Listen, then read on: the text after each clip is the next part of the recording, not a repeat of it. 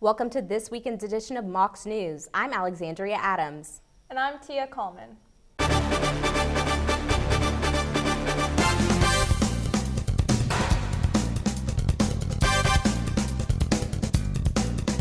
Students and faculty mourn the death of a fellow student, 22-year-old Ronald Ferrell, who passed away this Friday due to medical conditions.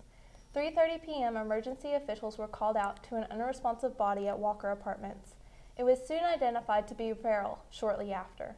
Farrell was a senior communication major from Memphis with a love for radio. He's been involved with the campus radio station, The Perch, for 3 years. As co-host of the show, The Hot List with Jordan Cox, he became a station manager for the 2012-2013 academic year, eventually preparing to do an internship with hip-hop radio station Power 94 for the summer. His Hot List co-host, he provided Mocs News with updates from the show every Wednesday, reflecting off the recent topics that may have made headlines over the week. Farrell was also a member of the Christian organization Crew, who recently commemorated him with a memorial Wednesday. Many events have been held this past week in his honor, like candlelight vigils, memorials, and a special edition of the Hot List to pay tribute to its lost host. He will be truly missed. With exams nearing, the Counseling and Personal Development Center hosted a Stress Fair Wednesday. The Stress Fair is an annual event to give students a break and inform them on how to stay healthy through this tense time. Get out and do things that you enjoy. Don't forget to take breaks, eat well, exercise, talk to friends, even just take brief breaks in between studying and tests. We know that it's a lot all at once, and we want you to stay healthy and happy and successful while you're here at UT. Students were able to get facials, meditate, and learn about local places they could go to relieve stress. It's really cool to have something on campus that acknowledges the fact that we are going through a stressful part in our semester. If you want to find out more on how to deal with stress, you can talk to a counselor in the University Center, room 338. SGA put things to a close this year with goodbyes and a rather tense meeting Tuesday.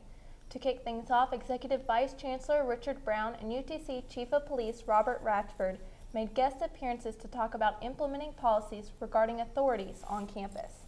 They spoke on this, referring to the controversy surrounding the arrest of the student Cole Montalvo last November.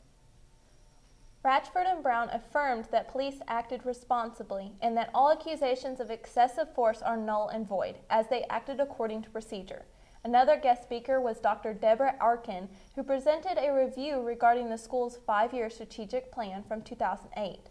Drawing that things had taken full swing for the campus in the last 5 years. 15 bills were put on the line, and SGA rejected their first bill of the semester regarding the recognition of Christians on campus as a student organization.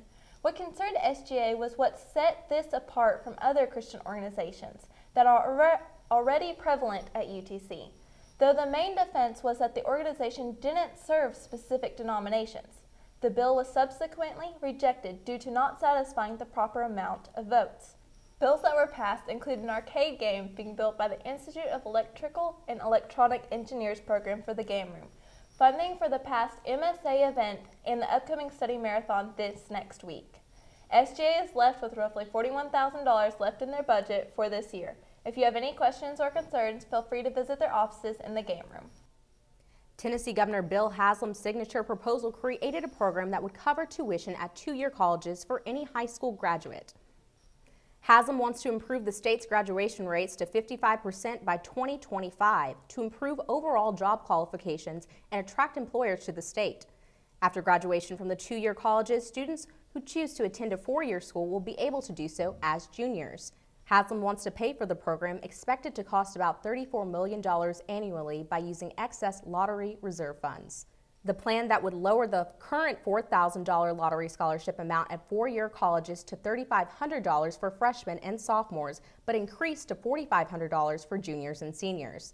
The move is meant to encourage students to go to 2-year colleges first.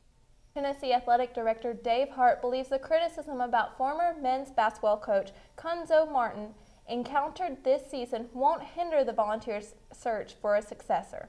Martin led Tennessee to an NCAA regional semifinal in a season where some fans circulated a petition calling for the return of former coach Bruce Pearl, who is now at Auburn. Martin left Tuesday to take over California's program. Hart acknowledged Martin faced plenty of distractions this season. Tennessee has announced the dates and locations for next month's Big Orange Caravan. The caravan kicks off May 5th in Atlanta. Other caravan stops are scheduled for May 6th in Nashville, May 12th in Memphis, May 19th in Chattanooga, and May 20th in Johnson City. Tennessee football coach Butch Jones is scheduled to appear at all 5 stops. Thank you for joining us for this weekend's edition of Mocs News. Be sure to check out all of our videos uploaded throughout the week to YouTube. This is our last newscast to end the semester, and we want to thank you for joining us this past year. From all of us here at Mocs News, have a wonderful summer.